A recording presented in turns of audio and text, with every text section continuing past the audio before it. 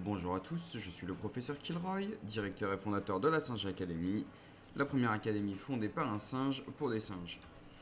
Aujourd'hui, du coup, encore une fois, pour des raisons personnelles, j'ai pas forcément le temps ou vraiment la motivation de travailler sur des beaux PowerPoint jolis ou un script. Donc je vais vous faire Conan et Zetsu encore une fois sur le proxy. Et en théorie, d'ici, bon, on va dire entre 2 semaines et un mois, j'aurai réglé un peu tout ce qu'il faut de mon côté pour vous refaire des jolis PowerPoint, qui doivent être beaucoup plus agréables pour vos yeux, on va dire.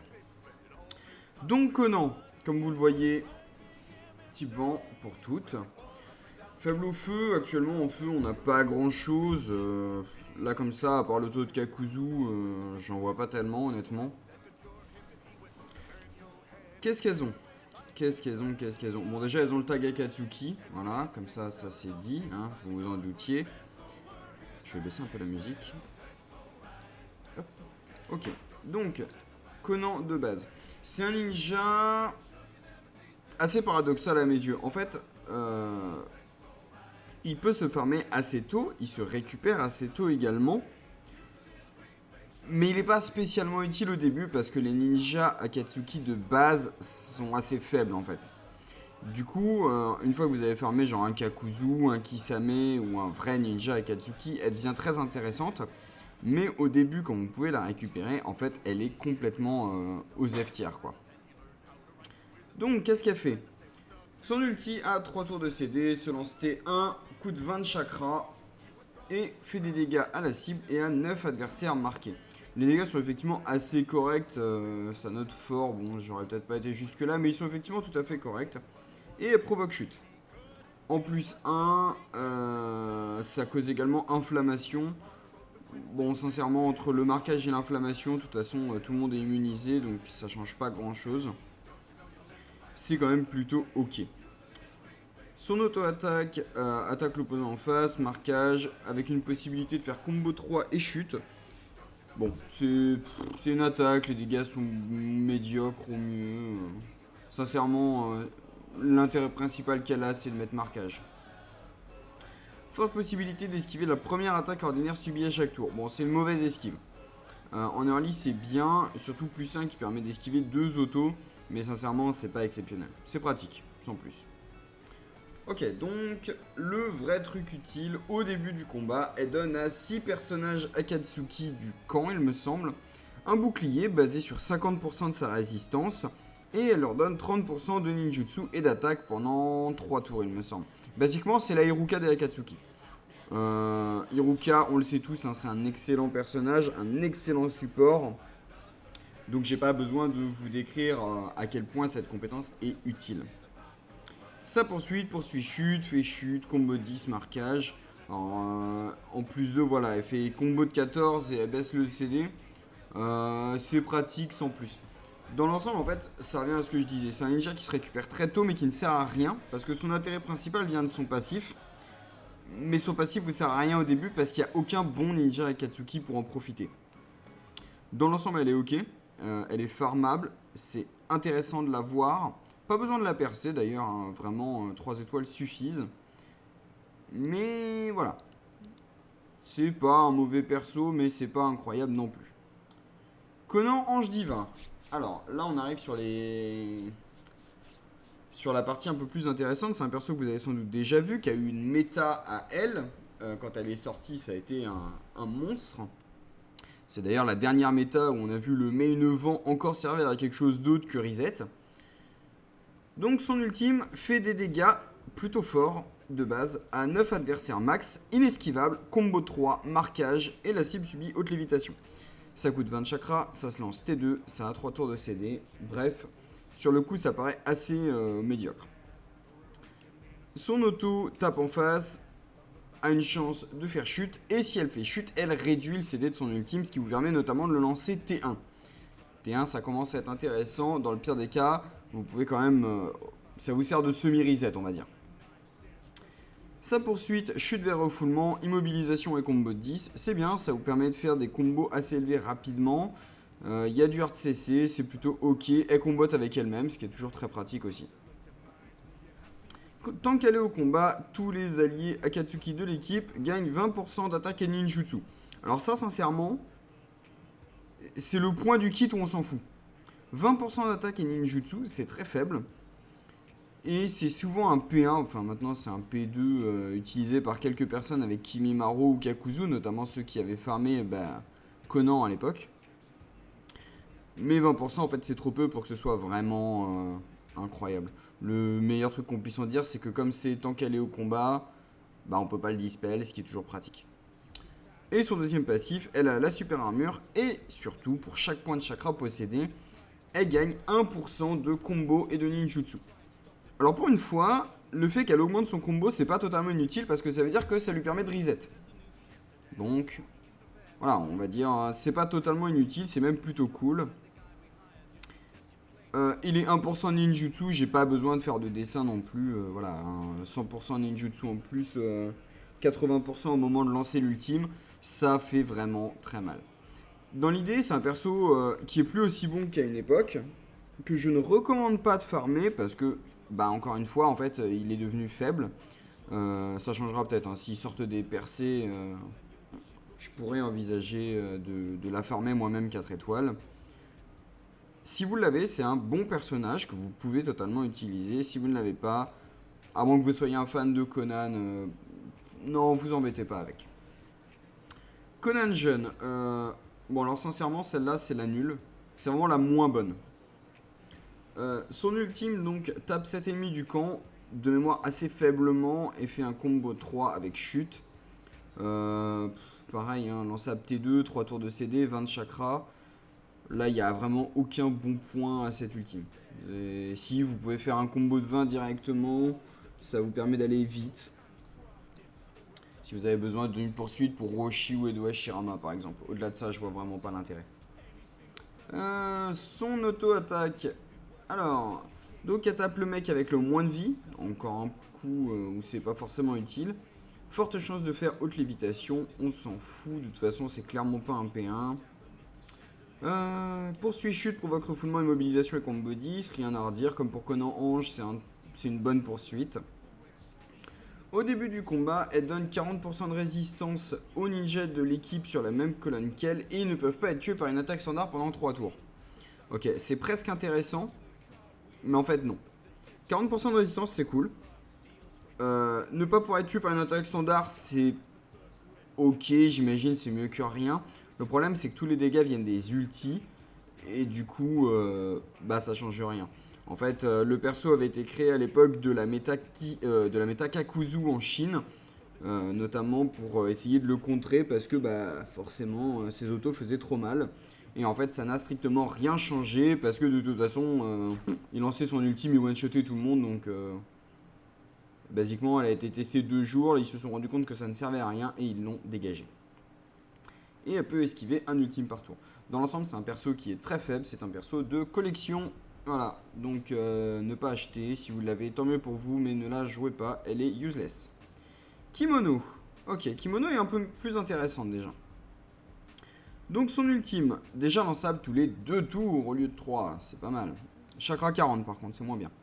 Lançable T2, sur la team adverse, ça fait inflammation et combo de 5 à toute la team, en plus de faire chute sur la cible.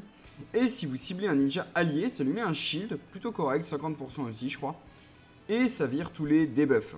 Et votre cible devient immunisée aux debuffs jusqu'à la fin du tour. C'est plutôt cool. C'est versatile, les dégâts de l'ultime sont pas incroyables, mais vous faites rapidement un gros combo, donc si vous jouez Kakuzu ou Kisame, c'est cool. La chute permet de faire un combo starter. Et dans le doute, encore une fois, si vous jouez Kakuzu ou Kisame et qui s'est fait hard CC la tronche, vous lui mettez le shield, il devient immunisé, et puis vous êtes reparti comme en l'an 40 quoi. Son auto, dégâts et combo de 4 à 3 ennemis de l'équipe adverse. D'ailleurs, les 42 chakras, on verra, mais ça cause aucun souci.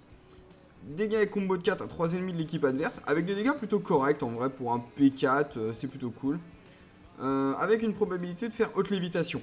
Bon, rien de particulier, ça fait de l'AOE, ça fait vite du combo, les dégâts sont ok, voilà, c'est pas incroyable, mais c'est clairement pas à jeter. La poursuite, toujours la même, chute vers refoulement, combo 10, immobilisation, bonne poursuite. Suivant. Elle esquive toutes les poursuites. Super, la super armure améliorée. Bah nickel, très bon outil défensif. Et enfin, quand elle est en vie, à chaque fois qu'un allié Akatsuki de l'équipe lance un ultime, elle génère 42 chakras.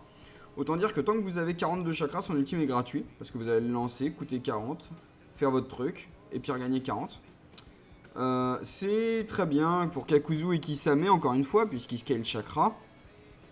Par exemple, je pense à la team Kisame, Suigetsu et Conan Kimono. Bah T1, vous lancez un ulti Suigetsu, vous êtes à 60, vous lancez l'ultime Kisame, vous êtes à 80. Vous n'avez pas maximisé le potentiel de l'ultime de Kisame, mais vous avez quand même mis une sacrée claque. Dans l'ensemble, c'est un bon support si vous comptez jouer Kisame ou Kakuzu. Ça tombe bien, Kisame est un god tier, Kakuzu encore un top tier. Au-delà de ça, bon, voilà, clairement elle a sa niche, c'est-à-dire Kisame Kakuzu et les futurs éventuels membres de l'Akatsuki qui scale chakra. Vous pouvez évidemment pas la jouer avec Conan Ange Diva, hein, pas besoin de le préciser. Et Conan Maillot de Bain. Alors, le premier truc à dire sur Conan Maillot de Bain, déjà elle est pas chez nous, mais surtout j'aime beaucoup l'animation de son ultime, je la trouve super cool. Voilà, ça ne change rien à votre vie, je le sais, mais elle est cool. Donc, elle tape une colonne aléatoire, combo de 5, inflammation inamovible avec du splash damage, lançable T1, 3 tours de CD, 42 chakras. Bon, ok, 42 chakras T1, c'est pas toujours facile à sortir. Mais quand même. Dans l'ensemble, c'est un bon ulti. De ce que j'ai pu voir en arène, au moins, l'ultime fait relativement mal. Le combo de 5 sur une colonne, c'est cool. L'inflammation inamovible, c'est jamais à jeter. Le splash damage, avec le nerf qu'il a pris, on s'en fout, mais bon, c'est ok. Son auto, 3-4 adversaires de l'équipe adverse, combo de 3, chance fixe de faire haute lévitation et immobilisation. Bon, l'immobilisation, c'est un toy toujours utile, hein. Même si tout le monde est immunisé, ça reste cool, on sait jamais, ça peut tomber sur le main, ça peut tomber genre sur le Kisame qui est pas immunisé ou quoi. Pareil, les dégâts ont l'air plutôt ok de ce que j'ai vu, rien à redire. Activé après un combo 10, inflige des dégâts inesquivables à 5 unités de l'équipe et cause combo de 5. Ok, ça par contre c'est vraiment cool. Ça fait que vous passez d'un combo de 10 à un combo de 30 en inesquivable. Je veux dire, vous voulez quoi de plus en fait? Si vous avez besoin d'une poursuite de 30, c'est incroyable. C'est un très bon truc. Forte chance d'esquiver les poursuites 2 fois par tour. Bon, alors, le dodge c'est déjà frustrant. Un double dodge, c'est casse-couille. Voilà, hein, c'est excellent.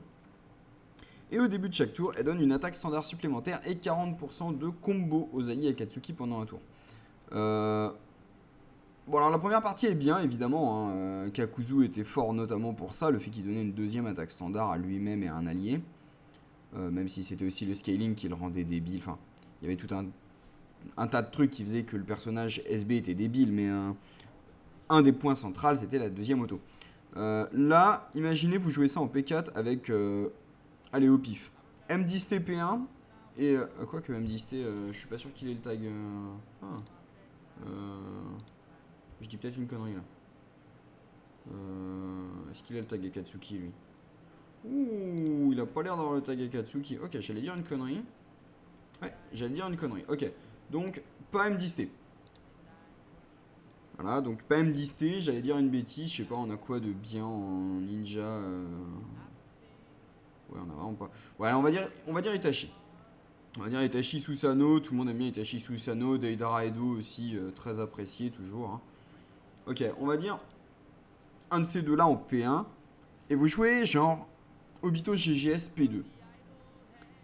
Vous avez deux autres. Tant que Conan est en vie, à chaque tour, votre Deidara va invoquer genre 5 araignées au lieu de 3. Votre Obito va mettre 2 autos, donc 2 fois le shield qui est quand même super relou. Bon, le combo on s'en fout, hein, clairement, le combo on s'en fout.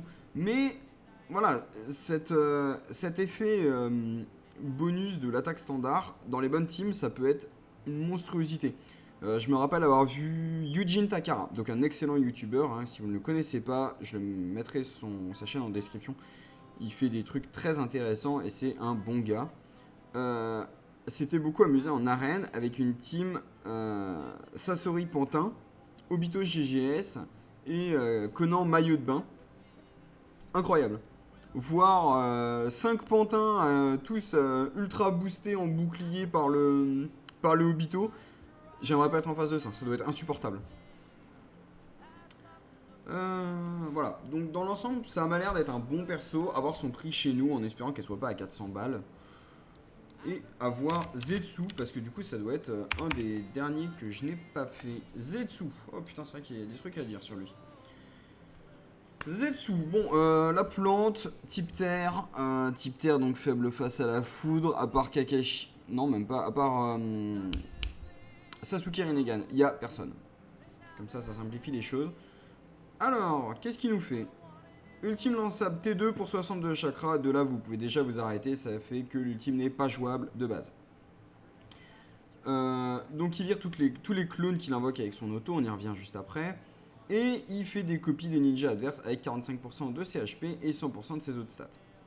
En plus de, ça coûte toujours 62 chakras, mais les clones ont 70% de vie, donc ils sont ultra tanky. Et en Y, par contre, il coûte 0. Voilà. Donc 0 de chakra, en général, vous voulez l'ulti Y juste pour pouvoir le spammer dès que vous l'avez. Copie de Zetsu, il appelle un clone avec 25% de sa vie. En plus de, il invoque 2 à 3 Zetsu avec 35% de sa vie. Et ils peuvent pas être tués par des autos. Pareil, hein, avec Konan Kimono, je vous laisse imaginer le résultat, ça peut être ultra cancer. Poursuite, combo de 20, dégâts 4 adversaires, empoisonnement, une auto supplémentaire. En plus de, il fait toxique, bon, on s'en fout en vrai. À toute l'équipe ennemie, bon. C'est sympathique, mais en vrai, immunisé, tout ça, voilà. Et en Y, il réduit le temps de recharge de son ultime d'un tour à la place. Bon, c'est un combo de 20, c'est pas forcément simple, mais encore une fois, avec Conan, ça peut aller vite. À titre perso, je jouerai le Y pour pouvoir avoir l'ulti plus souvent. Il esquive les ultimes une fois par tour, c'est sympathique, on s'en fout. Il les esquive 3 fois par tour, c'est sympathique, on s'en fout pas du tout, c'est génial. 3 ultis esquivés par tour, ça veut dire que vous prenez aucun ultime en fait. Au moins en 1v1. En 1v1, basiquement, vous en avez rien à foutre. Vous pouvez quand même mourir, vous n'êtes pas immortel, mais bordel, ça va tilter plus d'un adversaire. Et enfin, il gagne 15% de def raise par ninja de l'Akatsuki dans l'équipe. Pas ouf. En plus de, c'est 30%. Voilà, hein, là pour le coup, je reprends l'exemple de la team de Eugene. Vous remplacez juste Sasori par Zetsu. Il est à plus 90% def raise avec le shield de Obito qui tombe 2 fois par tour. Il met mass clone. Ouais, je pense que je jouerai ça un peu. Je vais aller tilter des darons avec. Et en Y, tant qu'il est en vie, tous les ninjas Akatsuki de la team gagnent 25% de défense et résistance. C'est pas un ninja incroyable. C'est pas genre un méta definer à la Kisame ou quoi. Mais c'est un ninja qui a le potentiel d'être très très très drôle.